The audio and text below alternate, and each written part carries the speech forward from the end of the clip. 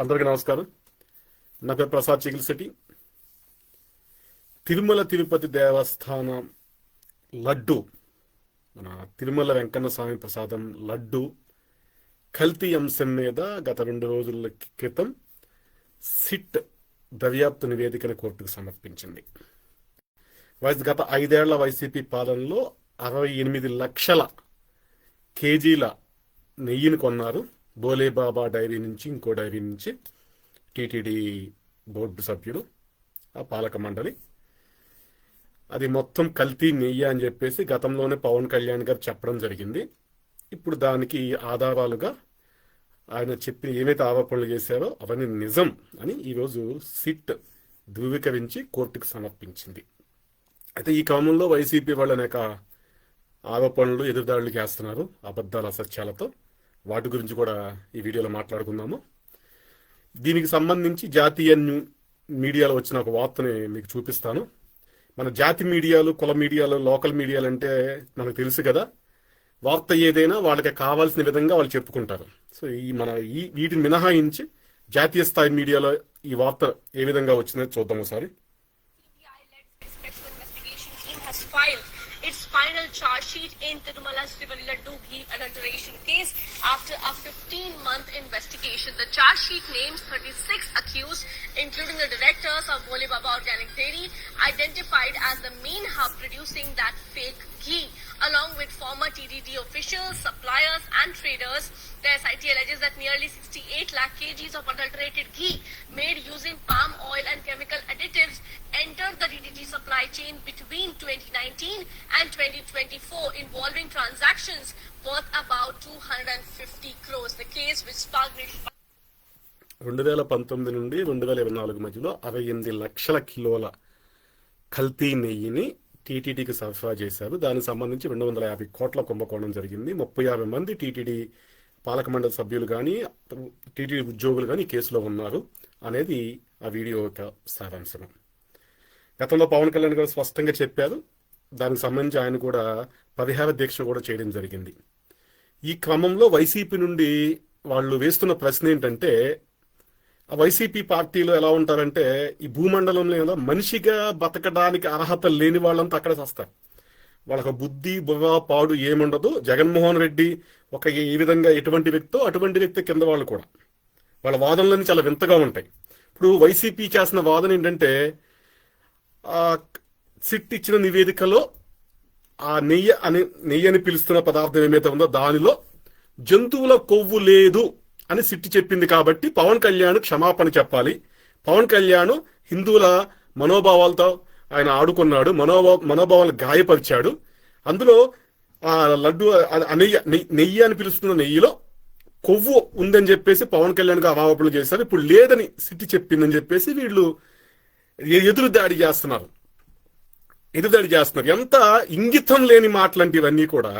అసలు నెయ్యే కాదని సిట్ చెప్తున్నప్పుడు అసలు నెయ్యే కాదు ఆ బోలే బాబా డైరీ ఉందో, లేకపోతే వైష్ణవి డైరీ ఉందో, ఏమైతే ఉన్నాయో ఒక లీటర్ పాలు కూడా వాళ్ళు రైతుల దగ్గర నుంచి తీసుకోలేదు, వేరే కంపెనీ దగ్గర కొనలేదు. వాళ్ళకి మిల్క్ చిల్లింగ్ సెంటర్ లేదు, ప్రాసెసింగ్ యూనిట్ లేదు, వాళ్ళకి ప్యాకింగ్ యూనిట్ లేదు. అలాగే నెయ్యి కూడా 1 గ్రాము నెయ్యి కూడా బయట నుంచి కొనలేదు. అంతా కూడా వాళ్ళు అప్పటికప్పుడు పామాయిల్ తీసుకొచ్చి కొన్ని కలిపేసేసి నెయ్యిని తయారు చేశారు. ఈ వైసీపీ వాళ్ళు ఎలా ఉన్నాయంటే, అందులో జంతువుల కొవ్వు లేదని ఉందని చెప్పలేదు కాబట్టి అయిపోయింది, కేసు అయిపోయింది. ఇంకా పవన్ కళ్యాణ్ చెప్పింది అబద్ధం, మొత్తం అంతా అబద్ధం కేసు. మీకు దన్నరా బాబు. అత్యంత దౌర్భాగ్యమైన పరిస్థితి ఏంటంటే, హిందువులు కూడా ఉన్నారండి. ఇలా వాదన చేసేవాళ్ళు హిందువులు కూడా ఉన్నారు. రే బాబు, మీ హిందువులు మీ పవిత్రమైన ప్రసాదాన్ని వాళ్ళు అపవిత్రం చేసి కలుషితమైన నెయ్యిని వాడి, ఇది మన ఆరోగ్యానికి హానికరమైన కెమికల్స్ని వాడి ఆ లడ్డూని తయారు చేసి భక్తులకి పని ఇచ్చారు. ఆ భక్తులు ఎంతో దేవుని ప్రసాదంగా భక్తులు తిన్నారు వాటిని. ఇది కేవలము నెయ్యి కల్తీయే కాదు, హిందువుల మనోభావాలను గాయపరచడము, హిందువుల విశ్వాసాలను దెబ్బతీయడము. జగన్మోహన్ రెడ్డి ఆయన క్రిస్టియన్ కావచ్చు, ఎవరు కాదనరు, కానీ ఆయన క్రిస్మస్కి చర్చికి వెళ్తాడు, ఆయన మతాచారాలు మొత్తం పాటించుకుంటాడు. హిందువుల దగ్గరకు వచ్చే ఇలాగా కనీసం నెయ్యిని కూడా వదలరు, మీరు లడ్డూని కూడా వదలరా? ప్రతి అంశంలోని హిందుత్వం మీద, హిందూ ఆచారాల మీద దాడి చేయడమేనా జగన్మోహన్ రెడ్డి గారు ఆయన ముఠ? ఇంత విధ్వంసం చేస్తున్న ఆయన, ఇంత మత వ్యతిరేక చర్యలకు పాల్పడుతున్నా, అక్కడికి నెయ్యిని కూడా వదలకుండా వాళ్ళు కల్తీ చేసినా కూడా వైసీపీలో ఉన్న హిందువులు ఏ విధంగా గుడ్డిగా సమర్థిస్తున్నారు? వైసీపీ పార్టీ ఎప్పుడు పుట్టింది? 2011లో ఎప్పుడు 12లో పుట్టినట్టు వైసీపీ పార్టీ కదా. దానికన్నా కొన్ని వేల ఏళ్ల కిందటే హిందూ మతం పుట్టింది. తిరుమల తిరుపతి దేవస్థానం ఉంది, మనకు తెలీదు. ఇప్పుడు ఆ గ్రంథాల్లోనూ పుస్తకాల్లోనూ రాళ్ల మీద చదువుకోవడమే.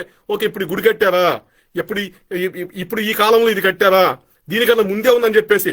ఈ పార్టీలు ఎంతకాలం ఉంటాయి? ఈ జగన్మోహన్ రెడ్డి ఎంతకాలం బతుకుతాడు? అసలు పార్టీ ఎంతకాలం ఉంటుంది? మన జీవితమే శాశ్వతం కాదు కదా. కేవలం ఒక తుచ్చమైన పార్టీ కోసం ఈ విధంగా మీరు హిందుత్వాన్ని కూడా పక్కన పెట్టి మీ మతాన్ని కూడా అపహాస్యం చేసుకుంటూ, హేళన చేసుకుంటూ ఈ రోజు నాడు గుడ్డిగా జగన్మోహన్ రెడ్డికి ఏ విధంగా సపోర్ట్ చేస్తున్నారు? మీకు దండరా బాబు. కొన్ని అంశాల్లో నిక్కచ్చిగా మాట్లాడాలి. మాట్లాడకపోతే మన పుట్టుక కూడా వ్యర్థం. అది అర్థం ఉండదు. నాకు ఒక నిశ్చితమైన అభిప్రాయం ఉంటుంది వైసీపీకి సంబంధించి. ఏదో గ్రామస్థాయి రాజకీయాల్లో తప్పక వైసీపీ పార్టీలు నాయకులు, నేతలు, ఎమ్మెల్యేలు కొంత మినహాయిస్తే మిగతా అంతా కూడా మనిషిగా బ్రతకడానికి అర్హత లేని వాళ్ళు. అటువంటి వాళ్ళంతా కూడా ఈరోజు మనం ఈ ఆరోపణలు ఇవన్నీ చూస్తున్నాం, వాళ్ళు ఏం చేస్తున్నారు అనేది. ఇక ఈ వైసీపీ వాదనకి వద్దాం. అందులో జంతువుల కొవ్వు లేదుగా అని చెప్తున్నారు. సరే, పామాయిల్ ఉంది, అందులో వెన్న లేదు, నెయ్యి లేదు, వాళ్ళు ఎక్కడ కొనలేదు, మొత్తం తయారు చేశారు. ట్యాంకర్లు తయారు చేశారు. 68 లక్షల కిలోలు తయారు చేసి అమ్మారు, తీసుకొచ్చి ఇచ్చేశారు. దాన్ని గుడ్డిగా అప్రూవ్ చేశారు లంచాలు తీసిన ప్రభుత్వ అధికారులు. అది ఉద్యోగులు ఎవరైతే ఉన్నారో ఆ ర్యాకెట్ మొత్తాన్ని నడిపించింది కరుణాకర్ రెడ్డి, మనకి వైవి సుబ్బారెడ్డి. వాళ్ళంతా పావలా వాటాగాళ్లే. వాళ్ళంతా పావలా వాటా తీసుకుని ముప్పాల వాటా పైకి ఇచ్చేస్తారు. పైకి లేదా ముప్పాల తిని పావల పైకిస్తారు. ఎంతో కొంత వాళ్ళు వాటాగాళ్లే, పావలను ముప్పాల వాటాగాళ్లే. జగన్మోహన్ రెడ్డి మెయిన్ హ్యాండ్ దీనిలో, స్పష్టనిది. సార్, మీరు అన్నట్టుగానే అందులో జంతువుల కొవ్వు లేదు. సిట్ ఏం చెప్పింది? పామాయిల్ అని చెప్పింది. కెమికల్స్ అని చెప్తున్నారు. మరి ఆ కెమికల్స్ని ఎలా తయారు చేస్తారు? జంతువుల కొవ్వే కదా. ఆ పామాయిల్ నెయ్యిలాగా కనపడాలి. నెయ్యిలాగా కనపడమే కాదు, పామాయిల్ నెయ్యిలాగా రంగు రావాలి, చూడగా నెయ్యి అనుకోవాలి. ఆ వాసన ఉండాలి, ముఖ్యంగా వాసన ఉండాలి, దానికి రుచి కూడా ఉండాలి. ఇప్పుడు వాసన ఉండాలి, రుచి ఉండాలంటే మనకి నెయ్యిలాగా ఉండేదే ఉంది, జంతువుల కొవ్వే కదా. జంతువుల కొవ్వుకి కూడా రుచి ఉంటుంది, వాసన ఉండదు. దానికి వాసన ఉండదు, రుచి బాగుంటుంది. నేతికున్న రుచే జంతువుల కొవ్వు కూడా ఉంటుంది. ఇక్కడ కెమికల్ అనే పదంలోనే జంతువుల కొవ్వుని తీసుకుని దాని వాసన నెయ్యి వాసనలాగా వచ్చేలాగా అందులో కొన్ని కెమికల్స్ కలిపి దాన్ని తయారు చేసి ఈ పామాయిల్లో కలిపారు.